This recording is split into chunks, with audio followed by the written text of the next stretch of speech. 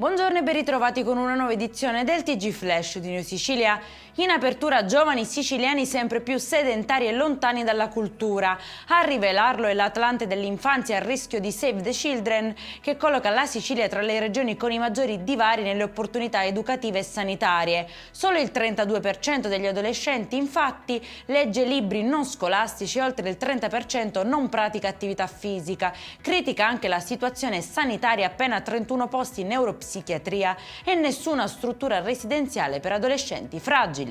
Telecamere nascoste hanno smascherato un vasto sistema illecito di gestione dei rifiuti nell'Agrigentino, denunciate 47 persone e sequestrati 2 mezzi.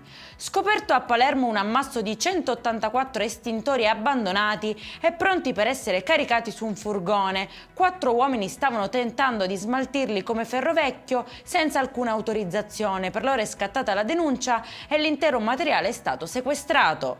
Arrestati 2 pusher minorenni in 2 interventi consecutivi a Catania dopo aver scoperto un appartamento usato come casa di spaccio. Dentro c'era una crack room e perfino una sala di controllo con telecamere per monitorare chi entrava.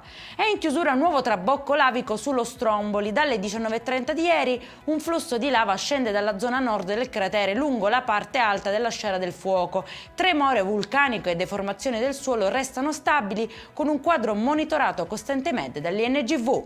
Per questa edizione è tutto, prossimo appuntamento alle 19:30, buona giornata.